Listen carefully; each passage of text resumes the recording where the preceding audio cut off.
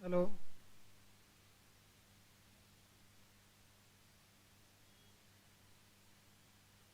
Hello.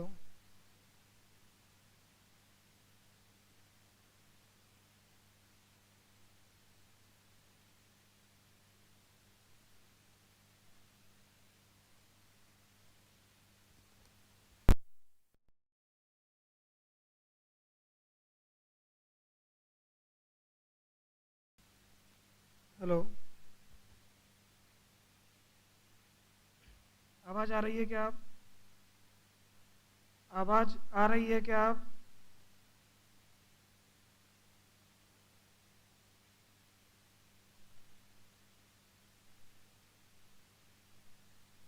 सही से सुनाई दे रहा है? सभी को सही से सुनाई दे रहा है? ठीक है।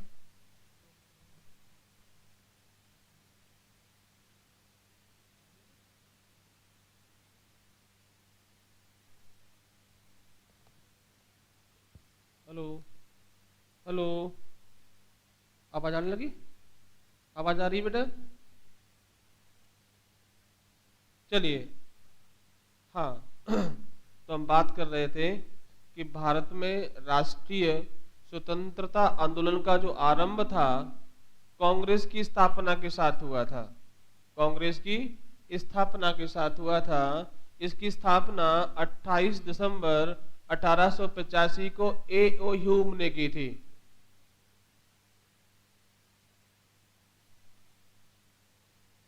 ए.ओ. ह्यूम ने की थी। ए.ओ. ह्यूम ने की थी। ओके। चलिए आगे बढ़ते हैं।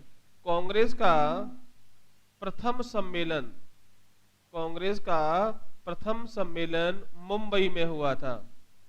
बेटा कहां पे हुआ था? मुंबई में हुआ था।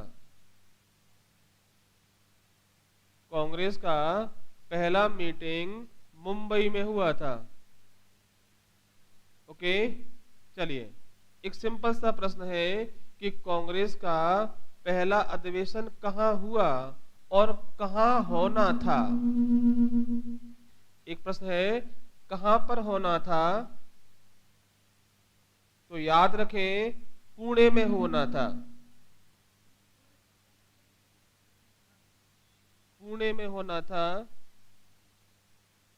पूना में होना था, लेकिन पूना में एक प्लेग फैल गया था। बेटा क्या हुआ था? प्लेग जो बीमारी थी वो फैल गई थी, इसलिए ये मीटिंग पूना में नहीं हुआ। ओके। हाँ। बेटा क्लियर है ना? इसका जो मीटिंग था, इसका जो अधिवेशन था, वो कहाँ पे होना था? पूना में होना था। बट कहाँ हुआ था? मुंबई में हुआ था। और इसके जो पहले अध्यक्ष थे उनका नाम था व्योमेश व्योमेश चंद्र बैनर्जी।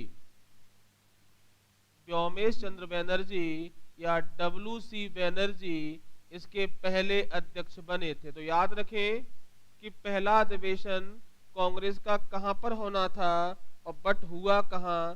तो याद रखें, मुंबई में गोकुलदास तेजपाल संस्कृत विद्यालय में इसका पहला अधिवेशन आयोजित किया गया था। कहां पे किया गया था बेटा? चलिए, एक प्रश्न आप लोगों के लिए। इसका नाम कांग्रेस रखा गया, तो इसका नाम कांग्रेस नाम किसने दिया था? कांग्रेस नाम किसने दिया था? ये एक प्रश्न है आप लोगों के लिए।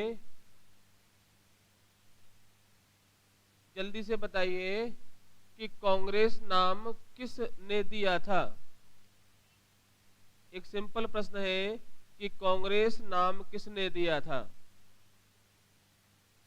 जल्दी से आंसर दीजिए बच्चों।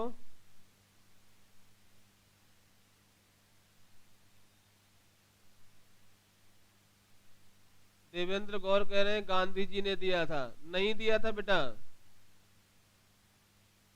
दादा भाई नौरोजी। याद रखें, कांग्रेस नाम दादा भाई नौरोजी। याद रखें कि कांग्रेस नाम दादा भाई नौरोजी ने दिया था? कांग्रेस नाम बेटा किसने दिया था? दादा भाई नौरोजी, जिन्हें grand old man of India कहते हैं, याद रखना। दादा भाई नौरोजी को भारत का सबसे वृद्ध पुरुष कहा जाता है, grand old man of India. Okay, एक प्रश्न और है, ब्रिटिश पार्लियामेंट में इलेक्ट होने वाला पहला भारतीय कौन था? तो दादा भाई नौरोजी हैं। तो 3 क्वेश्चन बनते हैं इनके बारे में। एक तो कांग्रेस को नाम दिया, दूसरा ब्रिटिश संसद में निर्वाचित होने वाला पहला भारतीय कौन था? तो दादा भाई नौरोजी थे। और किसे बोलते हैं भारत का सबसे वृद्ध पुरुष या grand old man of India? तो नाम दादा भाई नौरोजी आएगा। तो याद रखें कि कांग्रेस पार्टी को कांग्रेस नाम जो है किसने दिया था? दादा भाई नौरोजी ने। तो बेटा एक कांग्रेस की स्थापना थी। अब मध्य प्रदेश में कैसे इसका हुआ हम देखते हैं। चलिए, पहला प्रश्न, कांग्रेस का मध्य प्रदेश में कांग्रेस का प्रथम अधिवेशन, एक प्रश्न है, मध्य प्रदेश में कांग्रेस का प्रथम अधिवेशन 1891 नागपुर में हुआ था। नागपुर में हुआ था। याद रखें कि कांग्रेस का पहला अधिवेशन मध्य प्रदेश में कब हुआ? 1891 में हुआ। 1891 में पहला अधिवेशन हुआ था। कहाँ पे हुआ था बेटा? नागपुर में हुआ था। इसकी जो अध्यक्षता थी पी आनंद चार्लू ने की थी।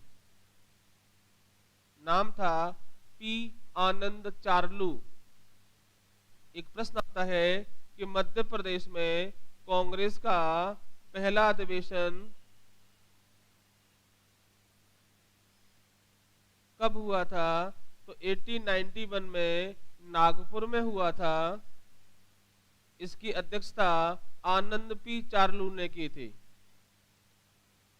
पी आनंद चार्लू, पी डैश आनंद चार्लू। आगे बढ़ते हैं। इस अधिवेशन में मध्य प्रांत और मालवा में शिवाजी उत्सव और गणेश उत्सव और शिवाजी उत्सव। ध्यान रखें 1891 का जो कांग्रेस अधिवेशन था पहली बार मध्य प्रदेश में हुआ था, नागपुर में। इस अधिवेशन में शिवाजी उत्सव और गणेश उत्सव मनाने का निर्णय किया गया था। ध्यान रखें कि किस अधिवेशन में यह निर्णय हुआ कि मध्य भारत में या मध्य प्रांत में और मालवा में शिवाजी उत्सव और गणेश उत्सव मनाया जाए। तो 1891 कांग्रेस का पहला अधिवेशन। बोलो बेटा, ठीक है ना यहां तक? चलिए आगे चलते हैं। यहाँ पे तो यहाँ 2 प्रश्न और निकालिए। शिवाजी उत्सव और गणेश उत्सव भारत में किसने शुरू करवाए थे? भारत में किसने शुरू किए थे? एक सिंपल प्रश्न है भारतीय इतिहास का कि भारत में गणेश उत्सव और शिवाजी उत्सव का आयोजन किसने शुरू किया था? तो याद रखें बाल गंगाधर तिलक। क्या नाम आएगा? बाल गंगाधर तिलक। तो बाल गंगाधर तिलक ने भारत में शिवाजी उत्सव और गणेश उत्सव का आरंभ किया था।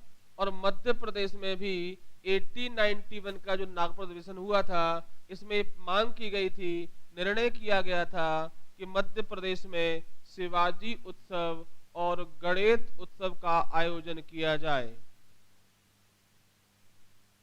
नीतीश कह रहे हैं बाल गंगाधर तिलक बिल्कुल सही जवाब है नीतीश आपका, कि तिलक ने शुरू किया था। बहुत बढ़िया, आगे चलते हैं। यहाँ तक कोई दिक्कत? तो एमपी में कांग्रेस का जो पहला अधिवेशन था वो 1891 में हुआ और इसमें क्या निर्णय किया गया कि शिवाजी उत्सव और गणेश उत्सव का आयोजन किया जाए। चलिए आगे बढ़ते हैं।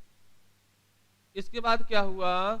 1901 1891 के बाद 1901 में कांग्रेस का जो अधिवेशन था, 1901 में कांग्रेस का अधिवेशन बेटा कहां पे हुआ था? कलकत्ता में।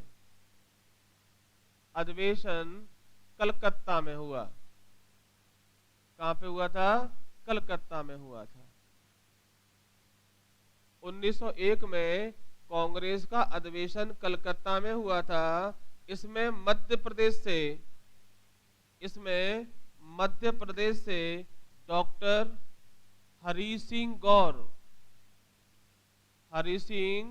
गौर ने भाग लिया था। तो याद रखें ये मध्य प्रदेश के हैं, भाग लिया था। 1901 में कांग्रेस का अधिवेशन कलकत्ता में हुआ। इसमें मध्य प्रदेश से डॉक्टर हरि सिंह गौर ने भाग लिया था। बेटा क्या नाम था? डॉक्टर हरि सिंह गौर ने भाग लिया था। आगे चले, आगे बढ़ते हैं।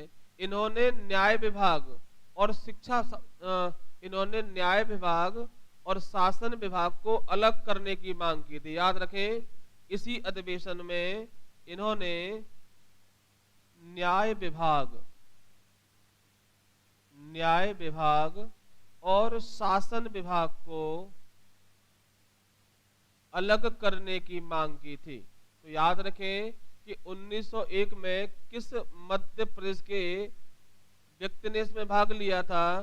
तो डॉक्टर हरि सिंह गौर नाम है इनका, इन्होंने भाग लिया था। हरि सिंह गौर। ओके, इनके बारे में एक प्रश्न और सुन लीजिए। मध्य प्रदेश का पहला जो विश्वविद्यालय है सागर में, वो इन्हीं के नाम पर स्थापित है। हाँ, एक प्रश्न आता है कि मध्य प्रदेश का प्रथम विश्वविद्यालय नाम क्या बेटा? हरि सिंह गौर, इन्हीं के नाम पर है। हरि सिंह गौर, जिसकी स्थापना 1946 में हुई थी। कहां पर? सागर में। तो ध्यान रखें मध्य प्रदेश का पहला यूनिवर्सिटी विश्वविद्यालय हरि सिंह गौर विश्वविद्यालय है, वो इन्हीं के नाम पर स्थापित हुआ था और इसे मध्य प्रदेश का पहला प्रथम केंद्रीय विश्वविद्यालय भी घोषित किया गया है। ध्यान रखें ये मध्य प्रदेश का पहला केंद्रीय विश्वविद्यालय भी है। एमपी का पहला विश्वविद्यालय और मध्य प्रदेश का पहला केंद्रीय विश्वविद्यालय भी क्या नाम है? हरि सिंह गौर विश्वविद्यालय, और इसकी स्थापना 1946 में सागर में हुई थी। बेटा कहां पर हुई थी? सागर में हुई थी। यहां तक कोई दिक्कत बेटा? चलिए आगे चलते हैं। 7 लाइव्स इनकी आत्मकथा है। हरि सिंह गौर ने एक किताब लिखी थी जो इनकी बायोग्राफी है। 7 लाइव्स इनकी आत्मकथा का नाम है। तो ध्यान रखें हरि सिंह गौर की जो बायोग्राफी है उसका नाम है 7 लाइव्स। हाँ, 7 लाइव्स इनकी आत्मकथा का नाम है। आगे चले बेटा, यहां तक कोई दिक्कत नहीं है। हाँ, 7 लाइव्स। चलिए इसके बाद आजादी के लिए, इसके बाद मध्य प्रदेश में आजादी के लिए एक न्यूज़पेपर निकाला गया, नाम था सुबोध सिंधु। सुबोध सिंधु। मध्य प्रदेश में आजादी के लिए सुबोध सिंधु का प्रकाशन किया गया खंडवा से। तो याद रखें कि एमपी में इसका प्रकाशन कहां से हुआ था, तो खंडवा से हुआ था। नाम था सुबोध सिंधु, सुबोध सिंधु। और जबलपुर से जबलपुर टाइम्स, जबलपुर टाइम्स का जो प्रकाशन था वो जबलपुर से हुआ था। कहां से हुआ था? आजादी के दौरान मध्य प्रदेश में सुबोध सिंधु का जो प्रकाशन था खंडवा से हुआ, और जबलपुर टाइम्स का जो प्रकाशन था वो जबलपुर से किया गया था। बोलो बेटा। इसी समय माखनलाल चतुर्वेदी, इसी समय माखनलाल चतुर्वेदी, माखन लाल चतुर्वेदी, माखनलाल चतुर्वेदी ने कर्मवीर का प्रकाशन किया। याद रखें, कर्मवीर का प्रकाशन किया था। ये प्रश्न आया है एमपीपीएससी में कि कर्मवीर का प्रकाशन किसने किया था, तो माखनलाल चतुर्वेदी ने किया था। एक प्रश्न है कि कर्मवीर का प्रकाशन किसने किया था, माखनलाल चतुर्वेदी ने किया था। माखनलाल चतुर्वेदी ने किया था। इसका प्रकाशन पहली बार 1920 में हुआ था जबलपुर से। याद रखें, 1920 में इसका प्रकाशन हुआ था। और कहां से हुआ था? जबलपुर से। लेकिन 1922 के बाद इसका प्रकाशन जो है, इसका प्रकाशन खंडवा से होने लगा। तो याद रखें कि फर्स्ट टाइम कहां से हुआ? जबलपुर से हुआ था, और 1922 से ये जो है खंडवा से होने लगा। बेटा क्लियर है? माखनलाल चतुर्वेदी ने आजादी के दौरान एक न्यूज़पेपर निकाला था, नाम था कर्मवीर। इसके संपादक कौन थे बेटा? माखनलाल चतुर्वेदी थे। इन्होंने इसका प्रकाशन 1920 में जबलपुर से किया था, और 1922 से ये खंडवा से होने लगा। बेटा क्लियर है? आगे बढ़ते हैं।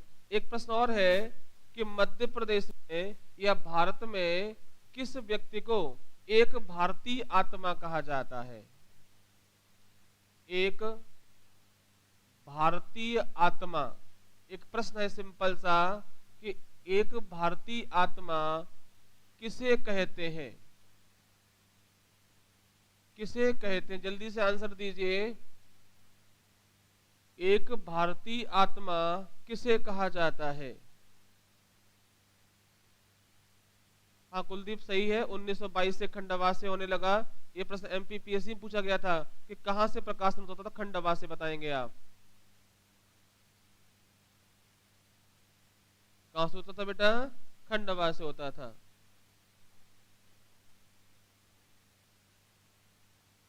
है ना?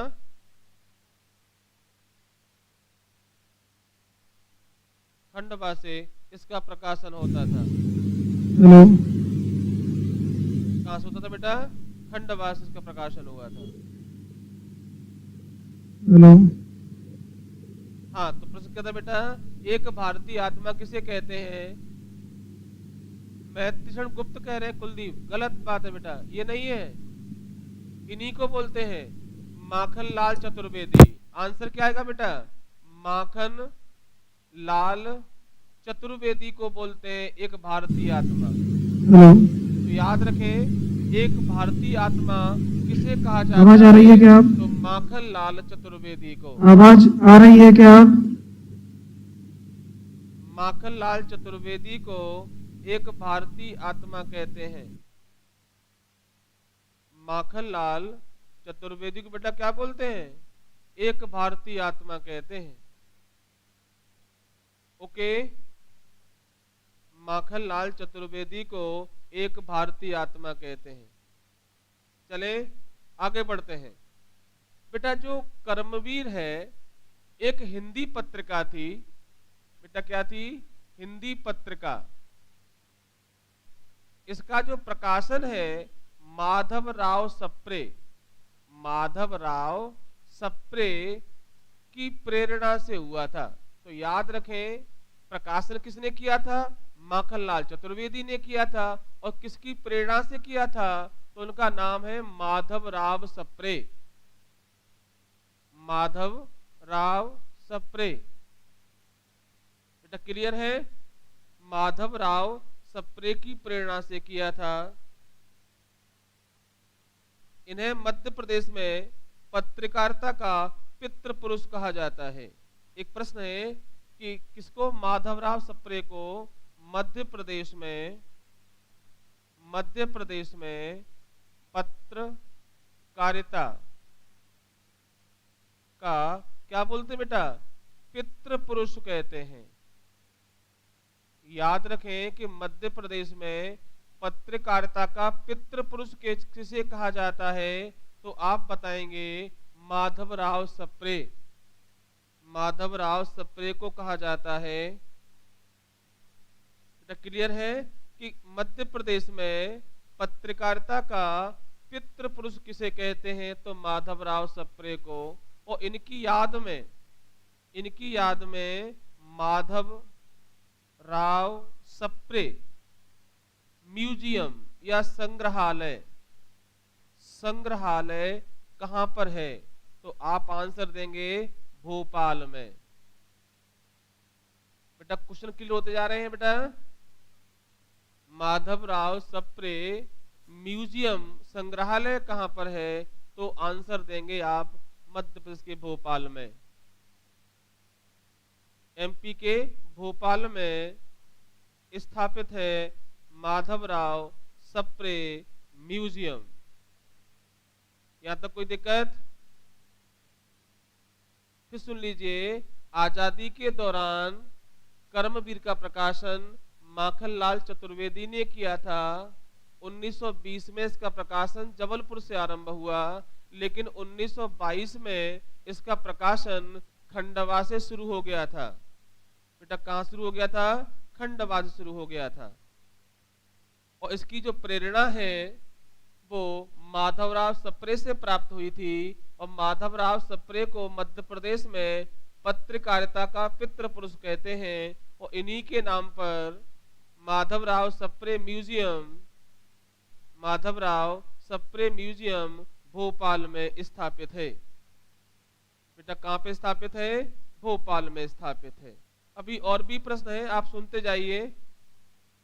क्लियर बेटा? तो माखनलाल चतुर्वेदी ने कर्मवीर का प्रकाशन किया, ये पहले इसके संपादक थे। आगे चलते हैं, कुछ और क्वेश्चंस भी देखिए। माखनलाल चतुर्वेदी पत्रकारिता विश्वविद्यालय कहाँ है? अगला प्रश्न सुनिए। माखनलाल चतुर्वेदी पत्रकारिता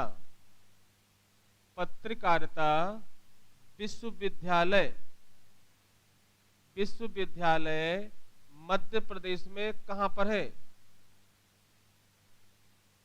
मध्य प्रदेश में कहां पर है? ये बेटा एमपी का पहला पत्रकारिता विश्वविद्यालय है। ये मध्य प्रदेश का पहला पत्रकारिता विश्वविद्यालय है। कृष्णा कह रहे हैं भोपाल में। बिल्कुल सही जवाब बेटा कृष्णा, भोपाल में ही है, भोपाल में स्थापित है। मध्य प्रदेश का पहला पत्रकारिता विश्वविद्यालय माखनलाल चतुर्वेदी के नाम पर है और ये भोपाल में स्थापित है। बेटा कहाँ स्थापित है? ऋषि त्यागी बेटा खुश रहो। हाँ बेटा आगे चले। मध्य प्रदेश में कहां पर स्थापित है पत्रकारिता विश्वविद्यालय? तो भोपाल में। आगे चलते हैं। ये जो माखनलाल चतुर्वेदी हैं, इनका बर्थ प्लेस कहाँ है? बेटा माखन चतुर्वेदी के क्वेश्चन एमपी जीएस में बहुत सारे बनते हैं, तो याद रखें इनका जो बर्थ प्लेस है वो बावई होशंगाबाद में है। एक प्रश्न है कि मध्य प्रदेश में माखनलाल चतुर्वेदी का जो जन्म स्थान है वो कहां पर है? बावई मध्य प्रदेश में। बावई एक गांव है होशंगाबाद का, यहां पर इनका बर्थ प्लेस है, इनका बर्थ प्लेस है। ओके, अगला प्रश्न सुनिए। माखनलाल चतुर्वेदी की याद में मध्य प्रदेश सरकार, माखनलाल चतुर्वेदी की याद में मध्य प्रदेश सरकार माखनलाल चतुर्वेदी सम्मान समारोह आयोजित करती है। बेटा क्या करती है? सम्मान समारोह आयोजित करती है। तो प्रश्न ये है कि माखनलाल चतुर्वेदी सम्मान समारोह मध्य प्रदेश में कहां होता है? मध्य प्रदेश में कहां होता है? जल्दी से आंसर दीजिए। बड़े महत्वपूर्ण क्वेश्चन है जो एमपी में हमेशा पूछे जाते हैं। मध्य प्रदेश में माखनलाल चतुर्वेदी सम्मान समारोह प्रतिवर्ष कहां होता है? जल्दी से आंसर दीजिए बच्चों। मध्य प्रदेश में माखनलाल चतुर्वेदी सम्मान समारोह, ऋषि बोल रहे हैं खंडवा में। बिल्कुल सही जवाब बेटा, खंडवा में होता है, प्रतिवर्ष खंडवा में होता है। याद रखें कि माखनलाल चतुर्वेदी की याद में मध्य प्रदेश सरकार माखनलाल चतुर्वेदी सम्मान समारोह का आयोजन करती है हर साल खंडवा में। तो कर्मवीर जिसने राष्ट्रीय चेतना को विकसित किया, तो ध्यान रखें एक प्रश्न आता है कि आजादी के दौरान राष्ट्रीय चेतना के विकास में महत्वपूर्ण रोल किस पेपर ने दिया था? यह प्रश्न इसी रूप में आया था। मध्य प्रदेश में या भारत में राष्ट्रीय चेतना के विकास में महत्वपूर्ण योगदान किस न्यूज पेपर का था? तो आप बताएंगे कर्मवीर। ओके, और इसके बाद आपको सब मालूम है कर्मवीर का प्रकाशन पहले कहां से हुआ, कब हुआ? 1920 में हुआ, जबलपुर से हुआ। 1922 में खंडवा से होने लगा। प्रथम संपादक चतुर्वेदी जी थे। किसकी प्रेरणा से हुआ? तो माधवराव सप्रे है। माधव सप्रे को हम एमपी का पत्रकारिता का पितृ पुरुष कहते हैं। और माधवराव सप्रे जो म्यूजियम है वो भोपाल में स्थापित है। और माखनलाल के नाम पर जो है पत्रकारिता विश्वविद्यालय है, जो कहाँ है बेटा? भोपाल में स्थापित है, जो पत्रकारिता का एमपी का पहला विश्वविद्यालय है। बेटा यहां तक कोई दिक्कत नहीं है बेटा? आगे चले। चलिए, आपको बहुत सारे क्वेश्चन मिलेंगे आपको। चलिए आगे चलते हैं। यहां तक कोई दिक्कत नहीं? खंडवा खंडवा सही जवाब है। आगे बढ़ते हैं। अब जो घटनाएं आगे हैं स्वतंत्रता आंदोलन की, उनके बारे में चर्चा करते हैं। बाल गंगाधर तिलक, आप नाम सुने होंगे, बाल गंगाधर तिलक, इन्होंने होम रूल लीग की स्थापना की थी। होम रूल लीग, आपको पता है कि बाल गंगाधर तिलक ने बाल गंगाधर तिलक ने होम रूल पार्टी की स्थापना की थी। इन्हीं से प्रेरित होकर मध्य प्रदेश में भी होम रूल की स्थापना हुई। बाल गंगाधर तिलक ने होम रूल की स्थापना की थी। इन्हीं से प्रेरित होकर मध्य प्रदेश में जबलपुर में, एक प्रश्न आता है कि मध्य प्रदेश में होम रूल लीग की स्थापना कहां हुई? स्थापना कहां पर हुई थी? तो आंसर आएगा जबलपुर। मध्य प्रदेश में भी बाल गंगाधर तिलक की प्रेरणा से होम रूल लीग की स्थापना हुई। कहां? जबलपुर में। थोड़ा और सुन लीजिए, भारत की हम बात करें तो भारत में होम रूल लीग की स्थापना सबसे पहले बाल गंगाधर तिलक ने की थी 1916 में। और इसके बाद एनी बिसेंट, इन्होंने की थी पूना में। और जो एनी बिसेंट है, एनी बेसेंट ने भी 1916 में ही इसकी स्थापना की थी मद्रास में। कभी कभी तो दोनों प्रश्न एक साथ आते हैं कि इनमें से होम रूल आंदोलन की स्थापना किसने की, तिलक और एनी बेसेंट दोनों ने की है। बट तिलक का पूना में था, लेकिन अखिल भारतीय स्तर पर इसकी स्थापना एनी बेसेंट ने की थी। और एनी बेसेंट के बारे में याद रखना, भारत में कांग्रेस की पहली महिला अध्यक्ष कौन थी, तो वो एनी बेसेंट है। एक सिंपल सा प्रश्न है कि भारत में कांग्रेस की पहली महिला अध्यक्ष कौन थी, वो एनी बेसेंट थी। इन्होंने कॉमनवेल्थ और न्यू इंडिया पुस्तकें भी निकाली थी, कॉमनवेल्थ और न्यू इंडिया। ओके, तो बाल गंगाधर तिलक। और एक प्रश्न कि बाल गंगाधर तिलक ने इसी समय होम रूल के समय ही कहा था कि स्वराज्य हमारा जन्मसिद्ध अधिकार है, इसे हम लेकर रहेंगे। ये तिलक ने कहा था, ये सब बच्चों को मालूम है, बट कब कहा था, तो याद रखें तिलक ने ये नारा 1916 में होम रूल आंदोलन के समय दिया था। स्वराज्य हमारा जन्मसिद्ध अधिकार है, स्वराज्य हमारा जन्मसिद्ध अधिकार है और इसे हम लेकर रहेंगे। ये तिलक ने नारा दिया था 1916 में होम रूल आंदोलन के समय, होम रूल आंदोलन के समय दिया था। स्वराज्य से याद आया कि 2 क्वेश्चन और है, सुन लीजिए आप।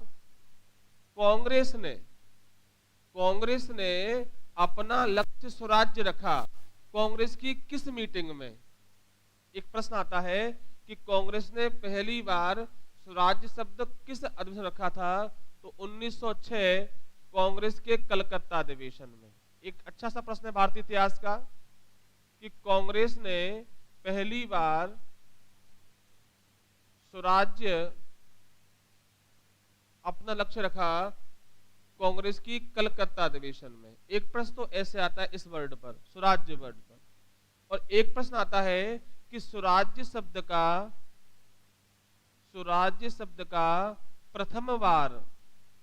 प्रथम बार उपयोग किसने किया था, तो याद रखें स्वामी दयानंद सरस्वती, स्वामी दयानंद सरस्वती।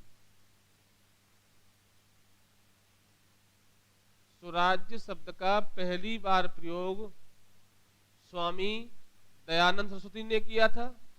और कांग्रेस ने अपना लक्ष्य स्वराज्य फर्स्ट टाइम कब रखा, तो 1906 कांग्रेस के कलकत्ता अधिवेशन में। इसकी अध्यक्षता दादा भाई नौरोजी ने की थी।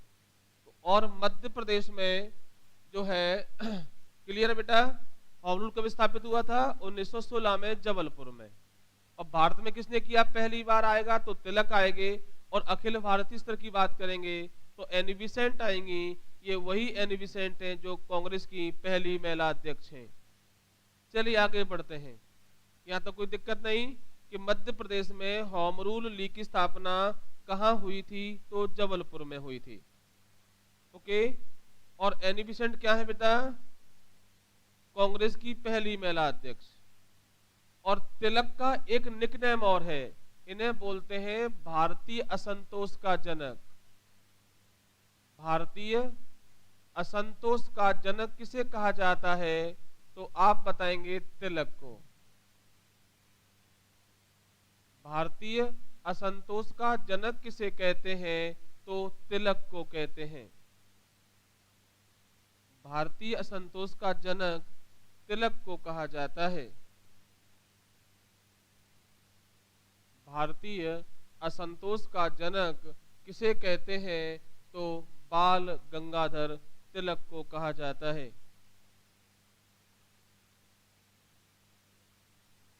ओके, यहां तक कोई दिक्कत नहीं, आगे चलते हैं।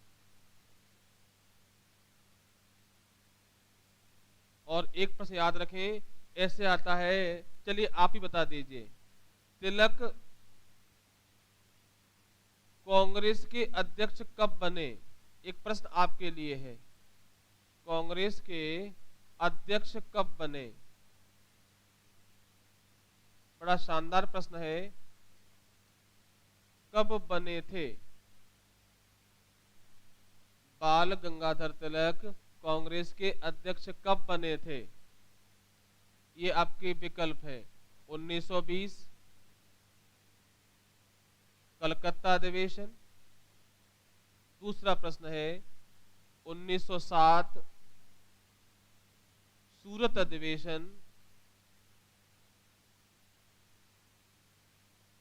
और तीसरा विकल्प है 1920 नागपुर अधिवेशन, और चौथा है कभी नहीं। ऑप्शंस क्लियर है कि तिलक कांग्रेस के अध्यक्ष कब बने। कांग्रेस के इतने बड़े नेता थे तिलक, और ये गरम दल के हैं, ये गरम दल के थे। तो प्रश्न क्लियर है कि तिलक कांग्रेस के अध्यक्ष पहली बार कब बने, प्रथम बार कब बने, या कब बने। तो ऑप्शंस 4 है तुम्हारे पास। एक 1920 कलकत्ता अधिवेशन कांग्रेस का, 1907 सूरत अधिवेशन है आपका, 1920 अधिवेशन नागपुर का है, और कभी नहीं है। जल्दी से आंसर दीजिए। नीलम कुशवाहा कह रही है 1920। देवेंद्र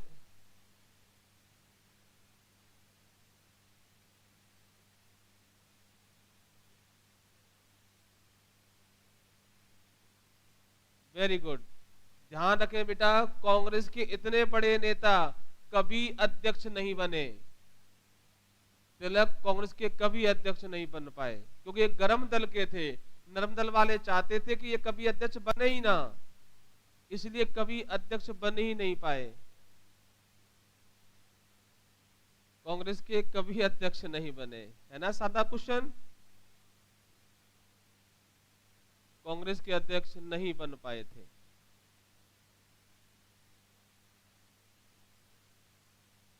ओके, ये कांग्रेस के अध्यक्ष नहीं बने थे। चलिए आगे बढ़ते हैं। स्वतंत्र आंदोलन को और आगे बढ़ाते हैं मध्य प्रदेश में।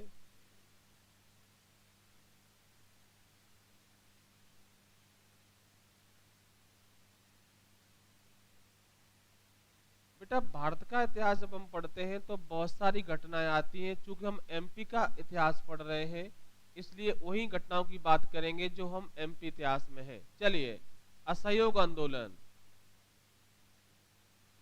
असहयोग आंदोलन, असहयोग आंदोलन 1920, असहयोग आंदोलन 1920। अपन बात कर रहे हैं असहयोग आंदोलन की।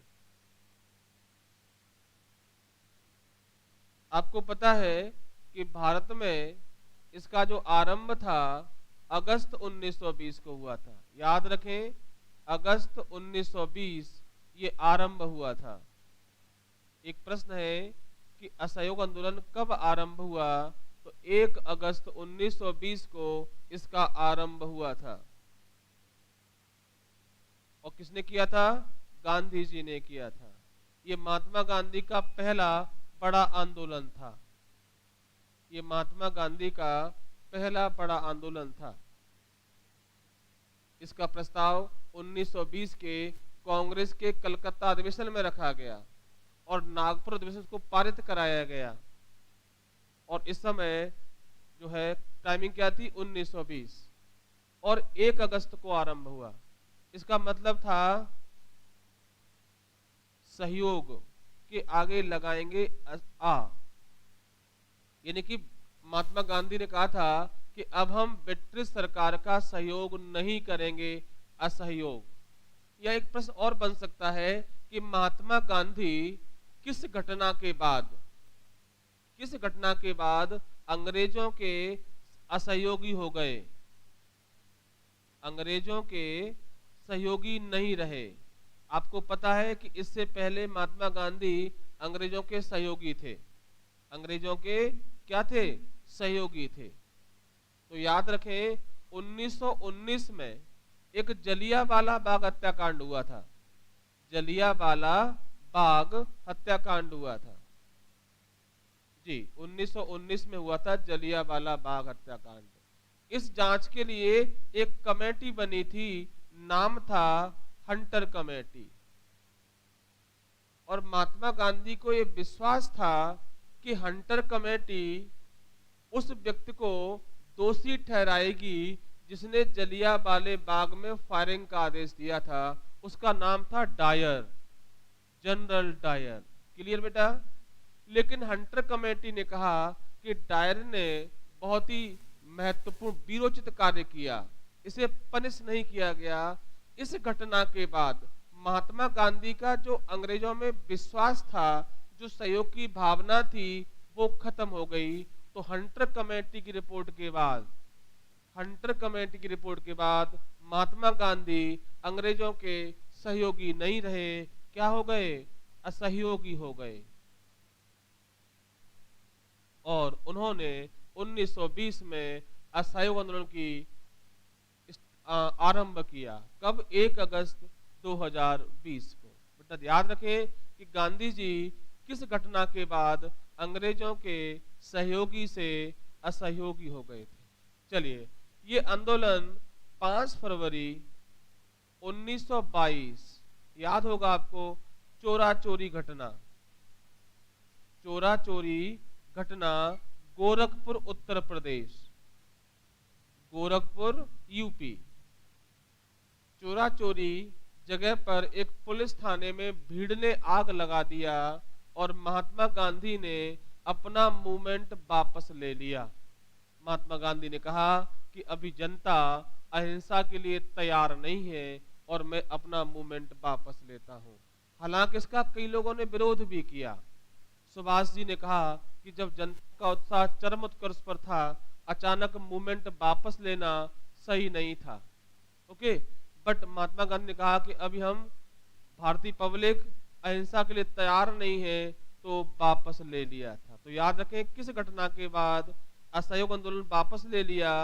चोरी चोरा घटना। बेटा कौन सी थी?